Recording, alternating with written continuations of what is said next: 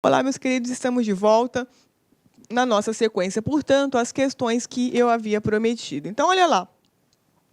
Não se assustem com a prova do concurso, tá, gente? O cargo. Vamos nos atentar para a matéria em si, que vocês vão ver que é bem tranquilo de resolver. Então, veja. Promotor de justiça, assinale a alternativa correta. Letra A.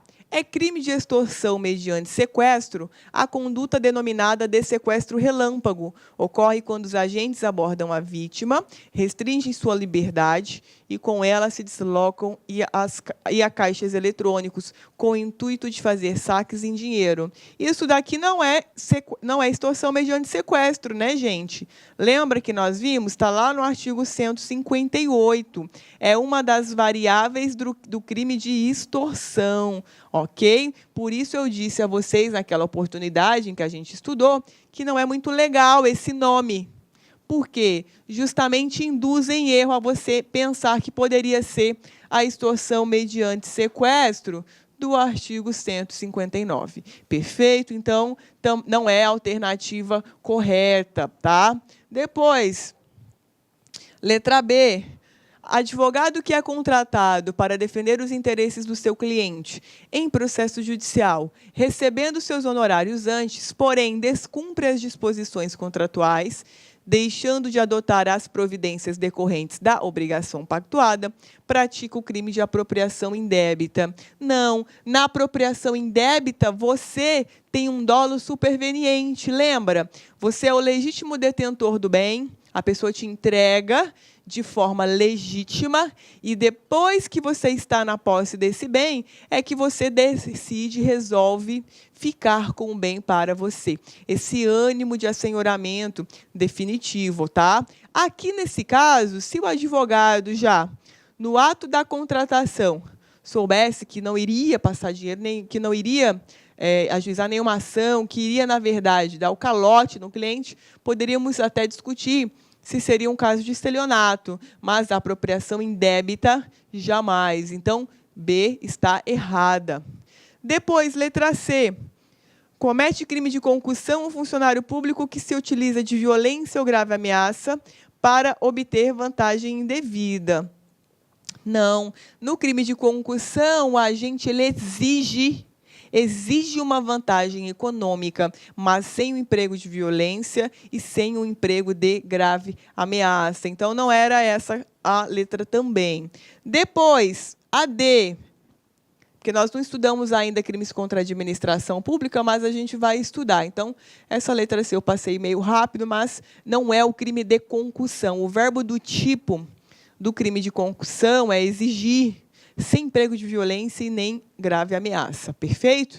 E aí, veja, letra D. Funcionário público estadual com o intuito de obter vantagem patrimonial para si, utilizando-se de papel moeda grosseiramente falsificado para efetuar o pagamento de compras de elevado valor em lojas comerciais, comete o crime assimilado ao de moeda falsa.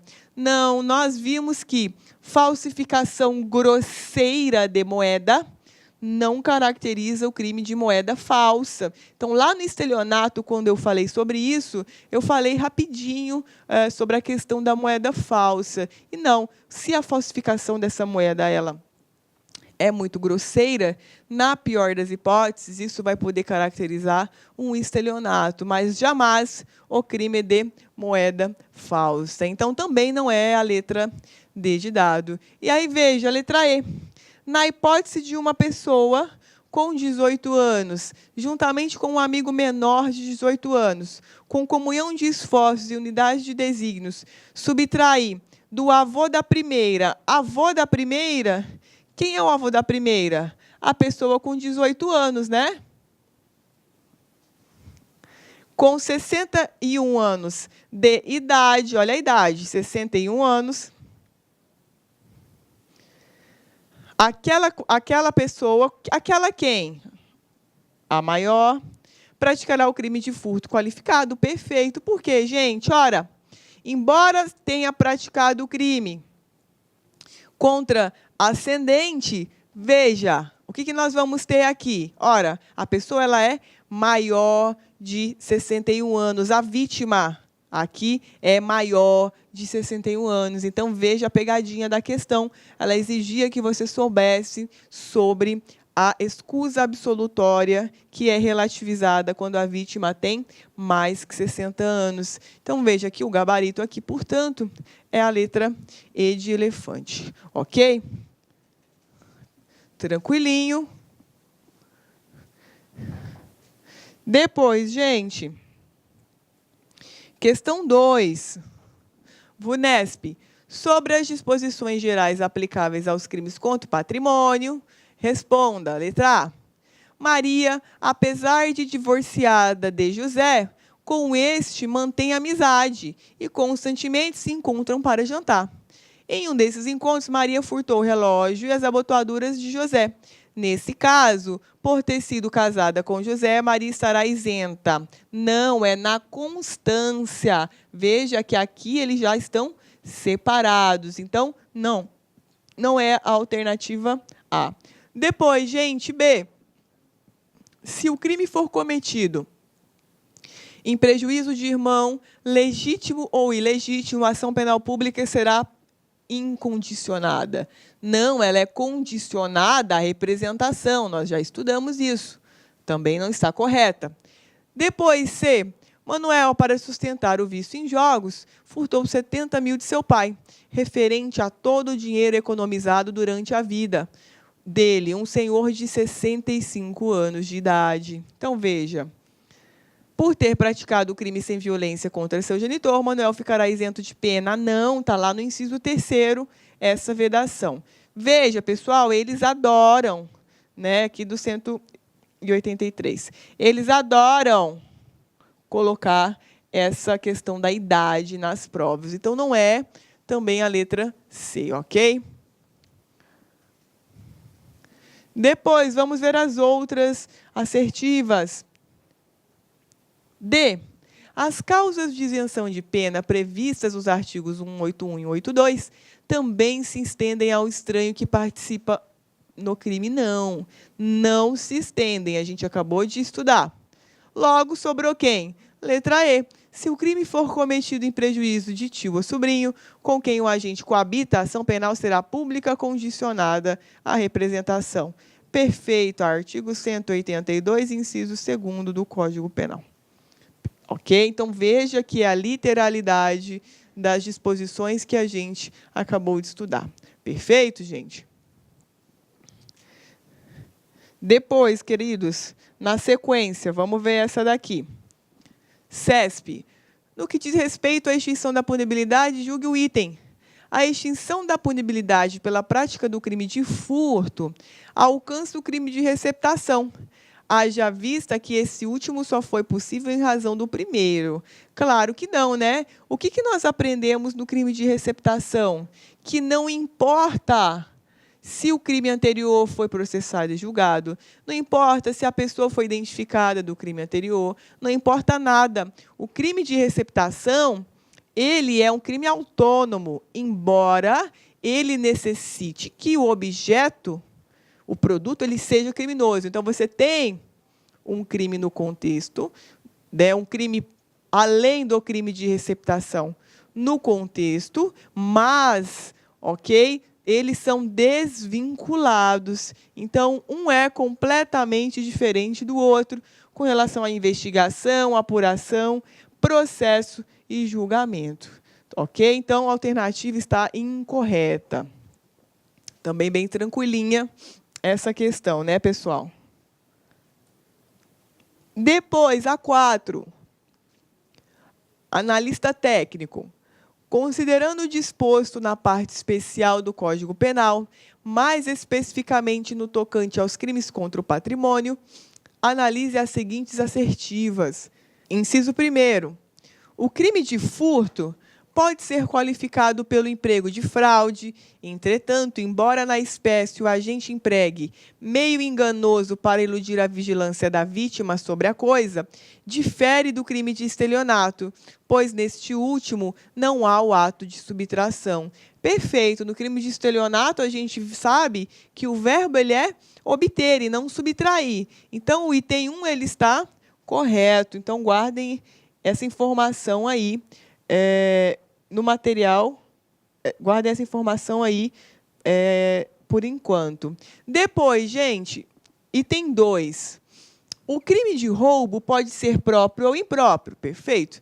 Neste último, quem? No roubo impróprio, quando a gente emprega violência ou grave ameaça para subtrair o bem da vítima. Não, a gente viu que no roubo impróprio, a violência ou a grave ameaça, ela é empregada para assegurar a detenção de uma subtração que já aconteceu. Então, a gente sabe que no roubo impróprio foi um crime de furto que deu ruim, né? A pessoa furtou, e aí, quando ela já havia invertido a posse, ela foi surpreendida e ela emprega violência para assegurar algo que ela já pegou.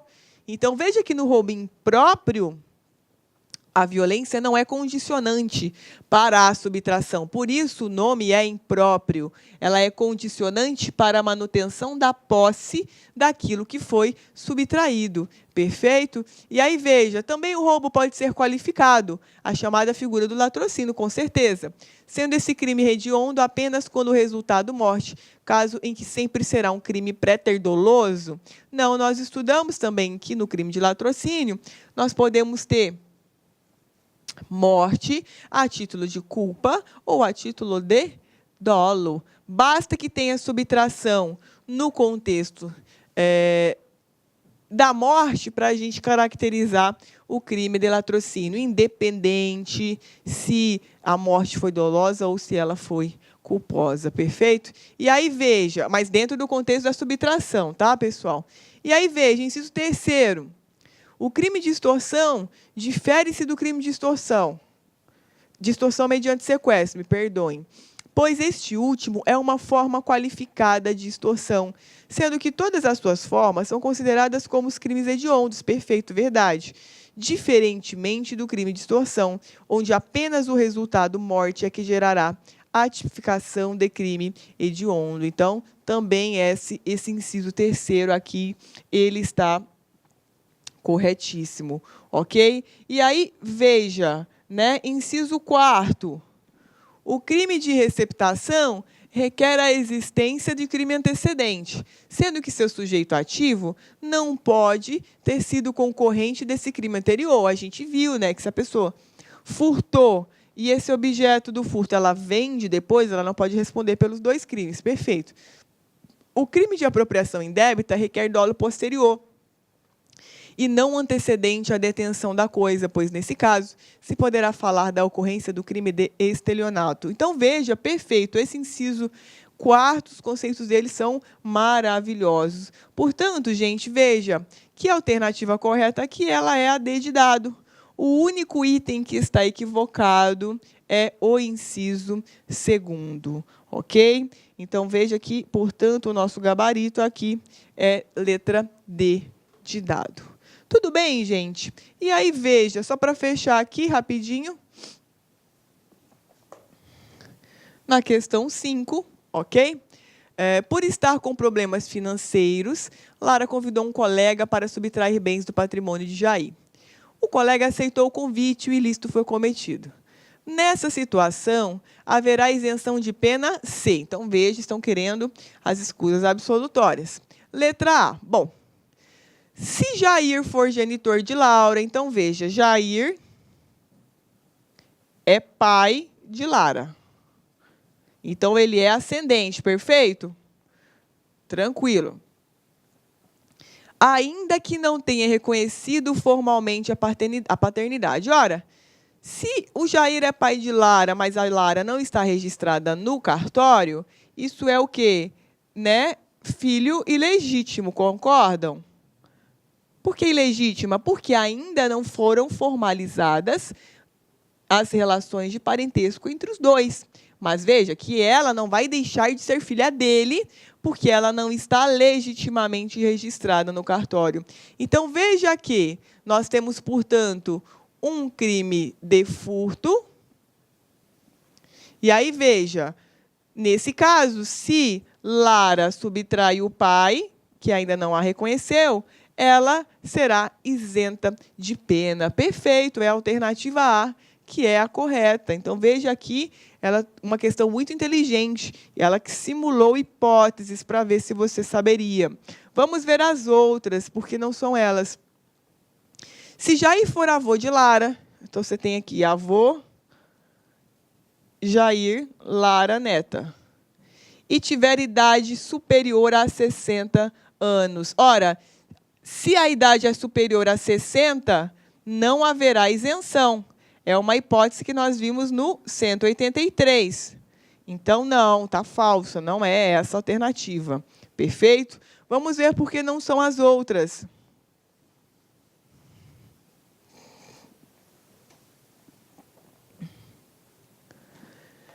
Lara for mãe dos filhos de Jair, mesmo que ambos sejam divorciados. Ora, não tem nada a ver ela ser casada com Jair, casada não, me perdoem, ela ter filhos com Jair. Esse fato aqui não é uma hipótese de isenção de pena para ninguém. Então, também não é essa alternativa C. D, se o crime tiver sido praticado sem violência física, mesmo que sob grave ameaça. Não, violência ou grave ameaça estão lá no artigo 183, inciso 1º, não aplica isenção.